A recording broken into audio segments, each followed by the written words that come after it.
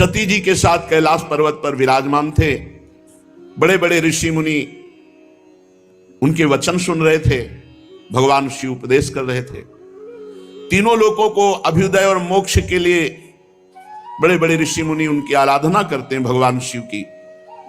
प्रजापतियों ने दर्शन किया और भगवान महादेव जी की स्तुति की।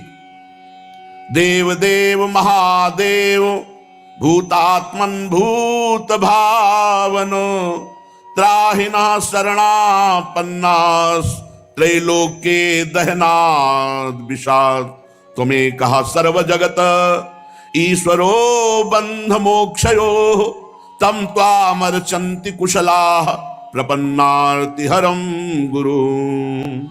हे जगत गुरु, हे देवाधिदेव, हे समस्त प्राणियों की आत्मा और जीवन दाता, हम सब लोकपाल आपकी शरण में आए हैं। समुद्र मंथन में त्रिलोकी को भस्म करने वाला हलाहल उग्र विष प्रकट हुआ है, उससे आप हमारी रक्षा कीजिए। सारे जगत को बांधने और मोक्ष मुक्त करने में एकमात्र आप समर्थ ईश्वर हैं। इसलिए हे भगवान शिव, विवेकी पुरुष आपकी आराधना करते हैं, क्योंकि आप शरणागत की पीड़ा नष्ट करने वाले एवं जगत गुरु हैं। प्रभु, अपनी गुणमयी शक्ति से इस जगत की सृष्टि, स्थिति, प्रलय ये आप करते हैं, पर आप एक रस रहते हैं। जितने भी देवता, मनुष्य, पशु, पक्षी, सत असत चराचर प्राणी हैं, सबके जीवन दाता देवाधिदेव आप ही हैं। आपके अतिरिक्त सृष्टि भी और कुछ नहीं, क्योंकि आप सबकी आत्मा हैं। हे सर्वदेव स्वरूप, आपका मुख अग्नि है। तीनों लोगों को अभ्युदय करने के लिए हे शंकर, ये पृथ्वी आपका चरण कमल है। आप अखिल देव स्वरूप हैं। ये काल आपकी गति है, दिशाएं कान हैं, वरुण रसेंद्री हैं, आकाश नाभ है, वायु श्वास है, सूर्य नेत्र है, जल वीर्य है। आपका अहंकार नीचे ऊंचे सभी जीवों का आश्रय है। चंद्रमा मन है, प्रभु स्वर्ग आपका सिर है, वेद स्वरूप भगवान समुद्र आपकी कोख है, पर्वत हड्डियां हैं, सब प्रकार की औषधियां घास आपके रोम हैं, गायत्री आदि छंद आपकी सातों धातुएं हैं, और सभी प्रकार के धर्म आपके हृदय हैं। हे स्वामी, सद्योजात आदि 5 उपनिषद ही आपके तत्पुरुष अघोर, सद्योजात, वामदेव, ईशान नामक 5 मुख हैं।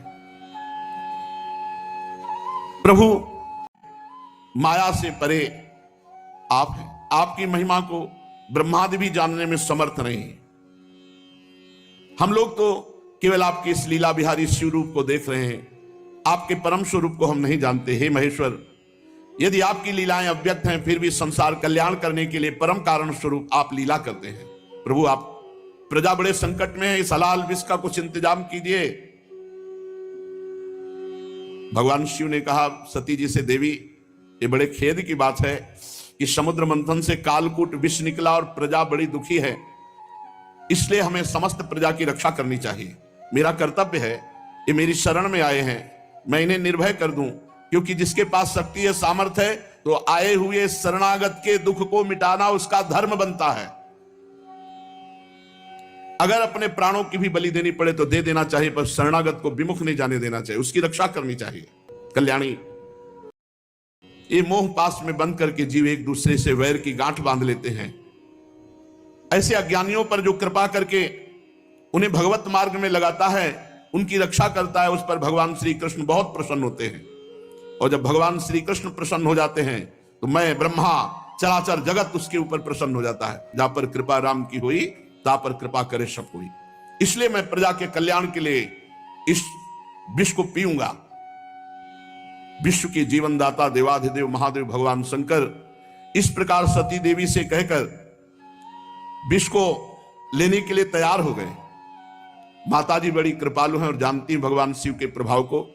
उन्होंने अनुमोदन किया, हां प्रभु, ऐसा ही करना चाहिए। भगवान शंकर ऐसे करके आकर्षण किया और पूरे समुद्र मंथन से निकले हुए विष को अपने हाथ में ले लिया और उसको पी गए।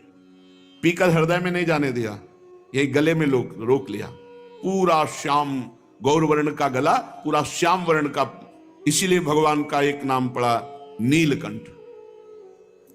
भगवान शंकर का वो भूषण हो गया नीलकंठ। देवादिदेव भगवान शंकर सबकी कामना पूर्ण करने वाले हैं। उनका ये कल्याणकारी अद्भुत कर्म सुनकर दक्ष कन्या सती ब्रह्मा जी भगवान श्री हरि बहुत उनकी स्तुति की, प्रशंसा की। जब भगवान शंकर विष पान कर रहे थे तो एक दो बूंद विष टपक गया, उसी से जितने भी विषैले जीव जंतु, विषैली औषधियां हैं वो सब हैं। एक दो बूंद टपक गया उससे हैं। पूरी सृष्टि में इतना विष है, वो एक दो बूंद से पूरा विष तो भस्म कर देता त्रिलोकी को। महादेव जी गले में आज भी रोके हुए हैं। भगवान शंकर ने विष पी लिया तो समस्या का समाधान हो गया। देवता और असुर बड़ी प्रसन्नता से समुद्र मंथन करने लगे। फिर समुद्र मंथन से कामधेनु प्रकट हुई। कामधेनु समस्त कामनाओं को पूर्ण करने वाली है। भगवान इशारा जिसे देते वही उसे स्वीकार करता। भगवान ने देवताओं को इशारा किया, कामधेनु देवताओं ने ले ली, जो ऋषियों के अग्निहोत्र के काम में आएगी। ब्रह्मलोक तक यज्ञ के उपयोगी पवित्र घी दूध आदि पहुंचाने के लिए ब्रह्मवादी ऋषियों को देवताओं ने कामधेनु प्रदान की। इसके बाद उच्चैश्रवा नामक घोड़ा निकला, उसे महाराज दैत्याधिपति बलि जी को दिया गया। वो चंद्रमा के समान श्वेत वर्ण का। इंद्र ललचा तो गए पर भगवान ने रोक दिया। महाराज बलि को उच्चैश्रवा मिला। तदनंतर थोड़ी ही देर बाद समुद्र मंथन के ऐरावत नामक हाथी निकला। बड़े बड़े 4 देवराज इंद्र को दिया गया ऐरावत हाथी। फिर कौस्तुभ मणि समुद्र मंथन से निकली। देवता और दैत्य दोनों ने मिलकर वो मणि भगवान श्री हरि को पहनाई। जो बक्षा स्थल में कौस्तुभ मणि विराजमान है वो समुद्र मंथन से प्रकट हुई। इसके बाद स्वर्गलोक की शोभा बढ़ाने वाला कल्प वृक्ष वो देवताओं ने ले लिया। ये कल्प वृक्ष जो कामना करे वो पूर्ण कर देता है। इसके बाद अप्सराएं प्रकट हुई, जो सुंदर वस्त्रों से सुसज्जित, गले में स्वर्णहार पहरे हुए रंभा आदि, अपनी मनोहर मुस्कान, चाल विलास भरी चितवन से देवताओं के भी चित्त को चुराने वाली तो देवताओं को दी गई। अप्सराएं देवताओं को दी गई। कल्पवृक्ष देवलोक में। इसके बाद शोभा की मूर्ति स्वयं भगवती लक्ष्मी देवी प्रकट हुई समुद्र से। ये भगवान की नित्य शक्ति है। जे भी वे प्रकट हुई तो बिजली किसी कांति छा गई, 10 दिशाएं चकाचौंध हो गई। ऐसा सौंदर्य, ऐसा उदार स्वरूप, ऐसा रूप रंग कोई भी नहीं था जो ये ना चाहता हो कि लक्ष्मी जी हमें मिले। आज भी सभी चाहते लक्ष्मी जी हमें मिले। देवता, असुर, मनुष्य, कोई भी ऐसा नहीं था जिसके हृदय में ये चाह ना आ गई हो कि लक्ष्मी जी हमें मिले। तत्काल इंद्र अपने हाथों से उनके बैठने के लिए विचित्र सिंहासन ले आए। श्रेष्ठ नदियों ने मूर्तिमान होकर के अभिषेक के लिए सोने के घड़ों में भर भर कर पवित्र जल ला दिया। पृथ्वी ने अभिषेक के योग्य सब औषधियां दी। गौओं ने पंचगव्य और बसंत ऋतु ने चैत्र वैशाख में होने वाले सब फूल फल उपस्थित कर दिए। इन सामग्रियों से ऋषियों ने विधि पूर्वक लक्ष्मी जी का अभिषेक किया। गंधर्व गान कर रहे हैं, अप्सराएं नृत्य कर रही हैं, बादल सदैव होकर मृदंग, डमरू, ढोल, नगारे, नरसिंगे, शंख, वेणु, वीणा ये जोर जोर से वाद्य बजा रहे हैं। भगवती लक्ष्मी देवी का अभिषेक हुआ। वह सुंदर पोशाक धारण की हुई सिंहासन पर विराजमान है। दिग्गज कलशों से उनका स्नान करा रहे हैं। वेद में ब्राह्मण वेद मंत्र पढ़ रहे हैं। समुद्र ने पीले रेशमी वस्त्र उनको पहनने के लिए दिया। वरुण ने वैजंती माला समर्पित की। प्रजापति विश्वकर्मा ने भांति भांति के गहने दिए। सरस्वती जी ने मोतियों का हार, ब्रह्मा जी ने कमल, नाग ने 2 कुंडल अर्पित किए। इसके बाद लक्ष्मी जी कमलों की माला लेकर किसके गले में डाले चली। लक्ष्मी जी के मुख की ओर देखकर जब वो मंद मंद मुस्कुराती हुई चल रही थी, उनकी पायजेब बज रही थी, कोई ऐसा नहीं था जो ललचा न गया हो लक्ष्मी जी हमें मिले। पर वो चाहती थी जो हमें चाहे ना उसको हम वरण करें। निर्दोष हो, जिसके हृदय में चाह ना हो, उत्तम गुणों से नित्य युक्त हो, उसे मैं अपना आश्रय बनाऊंगी। लक्ष्मी जी ने देखा गंधर्व, यक्ष, असुर, सिद्ध, चारण, देवता सब चाह कर रहे हैं। किसी को शर्त है जो चाह न करता हो, निर्दोष हो, अविनाशी हो, नित्य हो, ये सब भगवान में है। वे मन ही मन तपस्वियों की तरफ देखकर कहा, इन्होंने क्रोध पर विजय नहीं प्राप्त किया। ज्ञान तो है परंतु अनासक्त नहीं है। कोई महत्वशाली है परंतु वो काम को नहीं जीत सका। किसी में ऐश्वर्य बहुत है पर वो ऐश्वर्य किस काम का जब दूसरों का आश्रय लेना पड़े। किसी में धर्माचरण है तो प्राणियों के प्रति प्रेम का पूरा वर्ताव नहीं। त्याग है पर केवल त्याग से ही थोड़ी मोक्ष हो जाएगा, तब तो बोध होना चाहिए। किन्हीं किन्हीं में वीरता है पर वो भी काल के पंजे के बाहर नहीं है। कुछ महात्मा ऐसे हैं जो विषयासक्त नहीं है परंतु अद्वैत समाज में तल्लीन है। किसी किसी ऋषि की आयु बहुत लंबी है परंतु उनका सील मंगल मेरे योग्य नहीं। किसी का सील मंगल है तो आयु का ठिकाना नहीं। लक्ष्मी जी ने सबको देखा पर कहीं भी चित्त नहीं टिका। जब भगवान के ऊपर दृष्टि गई तो उन्होंने कहा, मुझे चाहते नहीं है, ये हमें पसंद आए पर ये हमें नहीं चाहते, पर मेरे योग्य नहीं। किसी का सील मंगल है तो आयु का ठिकाना नहीं। लक्ष्मी जी ने सबको देखा पर कहीं भी चित्त नहीं टिका। जब भगवान के ऊपर दृष्टि गई तो उन्होंने कहा, मुझे चाहते नहीं है, ये हमें पसंद आए पर ये हमें नहीं चाहते। पर सोच विचार करके भगवान के ही गले में जयमाला डाल दी, अजित भगवान के, क्योंकि समस्त सद्गुण नित्य निवास करते श्री भगवान में। लक्ष्मी जी के एकमात्र आश्रय भगवान श्री हरि है। इसी से उन्होंने भगवान श्री हरि का वर्ण किया। लक्ष्मी जी ने भगवान के गले में नवीन कमलों की सुंदर माला पहना दी, जिसके चारों ओर झुंड के झुंड मतवाले मधुकर गुंजार कर रहे थे। इसके बाद लज्जापूर्ण भाव से देखा और सूक्ष्म रूप धारण करके भगवान के वक्षा स्थल में विराजमान हो गई, श्री लांछन चिन्ह के रूप में। जगत पिता भगवान ने जगत जननी समस्त संपत्तियों के अधिष्ठात्र देवता श्री लक्ष्मी जी को अपने वक्षा स्थल पर निवास दिया, हृदय में। उसी समय शंख तुरही मृदंग बाजे बजने लगे, गंधर्व गाने लगे, अप्सराएं नृत्य करने लगी, ब्रह्मा रुद्र अंगिरा आदि प्रजापति पुष्प वर्षा करते हुए भगवान की दिव्य मंत्रों द्वारा स्तुति की। देवता प्रजापति प्रजा सभी की तरफ लक्ष्मी जी ने कृपा दृष्टि से देखा तो सब निहाल हो गए, सब आनंदित, सब सुखी हो गए। पर लक्ष्मी जी ने दैत्य और दानवों की उपेक्षा कर दी, तब वो बहुत उत्साहहीन हो गए और लोभी हो गए। भगवान ने समुद्र मंथन करवाया तो अब निकली बहुत ही सुंदर वारुणी देवी। भगवान ने इशारा किया देवताओं को, तो दैत्य एकदम लुभायमान हो गए सुंदर रूप देख के। तो वारुणी देवी दैत्यों के, ये शराब मदिरा ये राक्षसों के लिए है, इसलिए मना किया जाता है। तदनंतर देवता और असुरों ने अमृत की इच्छा से समुद्र मंथन किया तो चंद्रमा प्रकट हुए देवताओं में से, चंद्रमा में। फिर समुद्र मंथन हुआ, शारंग धनुष प्रकट हुआ। फिर समुद्र मंथन हुआ, पांचजन्य शंख। तो शारंग धनुष, पांचजन्य शंख ये श्री हरि ने स्वीकार किया। अब जब समुद्र मंथन अमृत के लिए हुआ तो अजान बाहु, लंबी लंबी भुजाएं जिनकी, गला शंख के समान उतार चढ़ाव वाला, आंखों में लालिमा, शरीर का रंग बड़ा सुंदर श्यामला, गले में माला और सब प्रकार आभूषणों से सुसज्जित, चौड़ी छाती, ऐसे भगवान प्रकट हुए धन्वंतरी जी। भगवान का एक अवतार धन्वंतरी अवतार है और उनके हाथों में कंगन और भरा हुआ अमृत का कलश।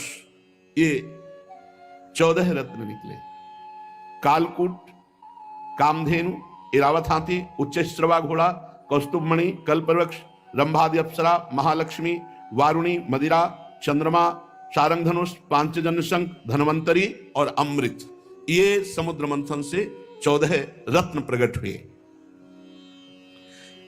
आयुर्वेद के प्रवर्तक यज्ञ भोक्ता भगवान धन्वंतरी, दैत्यों ने देखा कि उनके हाथ में अमृत कलश, आप तो किसी के आदेश की कोई परवाह नहीं, कूद पड़े और जबरदस्ती धन्वंतरी जी के हाथ से अमृत का कलश छीन लिया और भाग पड़े। ये अच्छा रहा कि पिया नहीं, भाग पड़े लेके कि सब एकांत में चलकर दैत्य लोग पिएंगे। देवता सब खिन्न हो गए कि प्रभु, खास बात जिसके लिए समुद्र मंथन हुआ वो तो दैत्य सब ले गए। भगवान ने इशारा किया, तुम चिंता मत करो, एक बूंद नहीं पीने पाएंगे, अभी हम जाते पूरा कलश अपने हाथ दे देंगे। भगवान ने अमृत लोलुप दैत्यों के बीच, वहां भागना थोड़ी है, वो तो भाग के एकांत में पहुंचे, वहीं भगवान बीच में प्रकट हो गए। वो मोहिनी रूप कूद पड़े और जबरदस्ती धन्वंतरी जी के हाथ से अमृत का कलश छीन लिया और भाग पड़े। ये अच्छा रहा कि पिया नहीं, भाग पड़े लेके कि सब एकांत में चलकर दैत्य लोग पिएंगे। देवता सब खिन्न हो गए कि प्रभु खास बात जिसके लिए समुद्र मंथन हुआ वो तो दैत्य सब ले गए। भगवान ने इशारा किया तुम चिंता मत करो, एक बूंद नहीं पीने पाएंगे, अभी हम जाते पूरा कलश अपने हाथ दे देंगे। भगवान ने अमृत लोलुप दैत्यों के बीच, वहां भागना थोड़ी है, वो तो भाग के एकांत में पहुंचे, वहीं भगवान बीच में प्रकट हो गए। वो मोहिनी रूप नूपुर झनकारते तिरछी चितवन, इतना सुंदर रूप की अमृत हाथ में, भूल गए अमृत भूल गए भाई। ये है भगवान की माया। और जिधर भगवान देखे तो मुस्कुरा के ऐसे मानो कि अब तो जन्म जन्म से हमारा इनका रिश्ता है। ऐसे भगवान मोहिनी रूप छमछमाते हुए कभी इधर कभी उधर, और ऐसा नवकिशोर रूप। उस सुंदरी स्त्री को देखकर सोचने लगे कि अब तो सौभाग्य ही सौभाग्य हमारे उदय हो रहे। कितनी सुंदर ये स्त्री है, हमको प्यार करती है। और जो दैत्य देखे भगवान मुस्कुरा कर, भगवान मोहित करना चाहे तो महादेव मोहित हो गए, दैत्य क्या है। अब तो सब के सब दैत्य भूल गए अमृत को और डांट होड़ लग गई मोहिनी जी के लिए। उनमें हाथ जोड़कर कहा कमल नैनी तुम कौन हो, कहां से आई हो और क्या करना चाहती हो। सुंदरी तुम्हें देखकर हम सबके मन में खलबली पैदा हो गई। हम समझते हैं कि देवलोक में या दैत्य लोक में या सिद्ध गंधर्व चारण लोकपाल कहीं ऐसी सुंदरी नहीं जैसी आप हो। तुम्हें मनुष्य तो देख भी नहीं सकते। सुंदरी हमें लगता है विधाता ने हम पर दया करके भेजा है, हम दैत्यों को महासुख देने के लिए तुम आई हो। मानिनी वैसे तो हम एक जात के लोग हैं, पर इस समय हम थोड़ा झगड़े पे आने वाले हैं, क्योंकि हम ये अमृत का कलश मिला है और हम आपस में लड़ाई कर बैठेंगे। तो सुंदरी तुम ही अमृत पिला दो। भगवान कुछ नहीं बोल रहे। हम सब कश्यप जी के पुत्र हैं, तुम्हें हम अपना परिचय बता देते हैं और सगे भाई हैं। ये देवता लोग और हम दोनों के पिता एक ही हैं, कश्यप। ये अमृत का कलश लो और जैसा आप उचित समझो। असुरों ने जब इस प्रकार प्रार्थना की तो भगवान और जो स्त्री लुभावना चाल होती, चाल मुस्कुराहट और चितवन से कटाक्ष करते हुए कहा आप लोग महर्षि कश्यप के पुत्र हैं। पहले साफ बता दिया, हाँ कि हमारे ऊपर दोष मत लगा, हम पहले बता रहे। आप लोग अमृत के बांटने का न्याय भार हमारे ऊपर डाल रहे हैं। अरे विवेकी पुरुष उल्टा स्वेच्छाचारणी आ रहे हैं, उनको लग रहा है कि मजाक कर रही है। भगवान सत्य बोलते, त्रिकाल सत्य, कि ये रूप हमने धारण ही इसीलिए किया है, मैं किसी की नहीं हूं, ना आज तक हमको कोई पकड़ पाया और ना कोई पकड़ पाएगा। मोहिनी रूप में भगवान और हंसकर तिरछी कटाक्ष मार करके, कैसा भगवान स्पष्ट वर्णन कर रहे हैं कि हंसला मत हमारे पे। परीक्षित जी मोहिनी जी की ये बात सुनकर दैत्यों के मन में आया कि मजाक कर रही है हमसे। उन्होंने हंस करके कहा कि देखो तुम कोई भी हो, ये ले अमृत कलश। कलश लिया और तिरछी मुस्कान से भगवान ने मुस्कुराते हुए मीठी वाणी में कहा देखो यदि इतना विश्वास करते हो तो मैं उचित करूं या अनुचित बीच में टोकना नहीं। स्वीकार है? और मुस्कुरा दिया, बोले स्वीकार है। बस बोले अमृत बांट दे ले दो, फिर देख पाओगे कि क्या स्वीकार किया है। बड़े बड़े दैत्य कुछ जहां शंका में होते कि यार पूरा अमृत उसके हाथ में दे दिया, तो मोहिनी जी उधर ही देखती, तो फिर वैसे मंत्रमुग्ध होके रह जाता, मंत्रमुग्ध होके दैत्य रह जाता। अरे महाराज भगवान है, भगवान, उनकी माया ऐसी प्रबल है, देख लो लोक लोकांतर। फिर वो स्वयं मोहिनी रूप धारण किए। दैत्यों बड़ी बारीकी से मेरी बात समझो, मैं उचित करूं या अनुचित बीच में टोकोगे नहीं। अगर टोकना तो ले अपना अमृत कलश। नहीं नहीं नहीं, और मुस्कुराते जा रहे हैं। मुस्कुराहट भगवान की माया का प्रादुर्भाव हुआ है मुस्कुराहट से। सब दैत्यों ने कह दिया स्वीकार है। भगवान ने कहा हम भी स्वीकृत हैं, मां आपकी हैं। इसका कारण दैत्य मोहिनी स्वरूप के मूल को नहीं समझ पा रहे और देवता जान रहे, इसलिए मोहित नहीं हो रहे। एक भी देवता मोहित नहीं हुआ मोहिनी रूप में, क्योंकि जान रहे हमारे भगवान है। तो देखो अमृत ऐसे नहीं मिलता। सब लोग पहले नहा के आओ, स्नान करो और पूजन करो, स्वस्थवाचन कराओ, तब अमृत मिलेगा। सब नए नए कपड़ा पहन करके और कुशासन पर बैठो, और सबका हिस्सा पूर्व की तरफ उसका हो। अब देवता दैत्य फटाफट स्नान करके, भगवान ने इशारा किया देवताओं को कि नहाओ कम, जल्दी नए कपड़ा पहन के बैठ जाओ आके। और दैत्यों से कहा पूरा स्नान सब। और भगवान नूपुर की झंकार करते हुए देवताओं की तरफ नहीं, दैत्यों की तरफ, किसी के भी ज्ञान का स्फुरण न होने पावे, सबको मंत्र मुग्ध किए। मोहिनी जी ने मुस्कान भरी चितवन से सब दैत्यों की तरफ कलश लेके निकली, बूंद नहीं पिलाया, आ रही हैं अभी। अब दैत्य तो इतना खुश हैं कि मोहिनी जी मिल गई। ये सुधरते हैं तो प्रियाजू के सामने ही सुधरते कर जो पीक दाली लिए खड़े याद, जो निकुंज बड़े सीधे नहीं तो बड़े टेढ़े महाराज के सामने, यहां वृंदावन में भोले भाले एकदम सीधे एकदम महाराज। जगत पिता भगवान है, वो मोहित कर रहे हैं।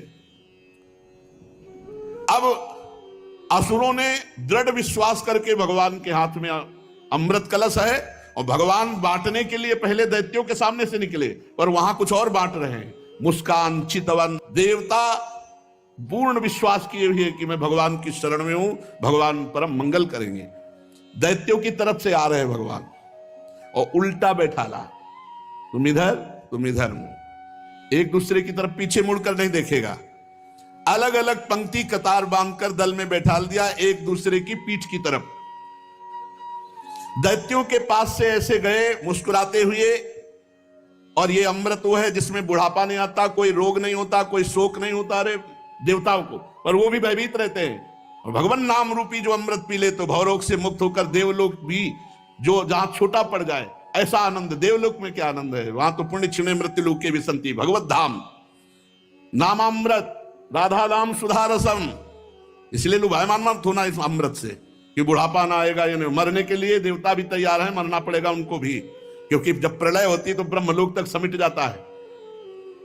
परीक्षित असुर उमंग तो रहे थे, तो समझा कि जैसे हमारे आगे से कलश लेके निकल गई, ऐसे देवताओं के आगे से निकल के भी शुरू हमारी तरफ से करेंगे। और पीठ की तरफ थे देवता, और वो इस पर विश्वास कर रहे थे कि मोहिनी तो हमसे सबसे ज्यादा प्यार करती है। भगवान ऐसा दर्शन कराए और विश्वास करके चुपचाप बैठे रहे। मोहिनी जी में इतना प्रेम था दैत्यों का कि किसी की हिम्मत नहीं हुई कि टोक दे। भगवान ने देवताओं को इशारा किया, बिल्कुल लाइनबद्ध सब। भगवान ने देवताओं को इशारा किया, बिल्कुल लाइनबद्ध सब। एक दो तो हल्के से देखने की कोशिश पर भगवान मुस्कुरा के तिरछी दृष्टि भगवान की दैत्यों की तरफ, फिर वो शांत हो गए कि यार नाराज ना हो जाए मोहिनी जी। अब मोहिनी जी सबको अपने नेत्रों की दृष्टि में बांधे हुए और देवताओं को अमृत पिलाते चले जा रहे हैं। राहु ने देखा कि कुछ गड़बड़ है, कलश तो आधा से ज्यादा खाली हो गया, अभी पंक्ति देवताओं की चले, हमें लगता है दैत्यों को बूंद नहीं मिलेगा। तत्काल चंद्रमा और सूर्य के बीच में, वो तो पीठे घुमानी थी, तत्काल घुमाया और अमृत बटी रहा। और भगवान बांटने की तरफ नहीं देख रहे थे, दैत्यों की तरफ देख रहे थे। चंद्रमा और सूर्य का प्रभु राक्षस है, दैत्य है। भगवान ने तुरंत सुदर्शन चक्र के द्वारा तो केवल ऊपर का अमृत केवल गले तक पहुंच पाया था। आज भी चंद्र ग्रहण और सूर्य ग्रहण उसी से पड़ता है।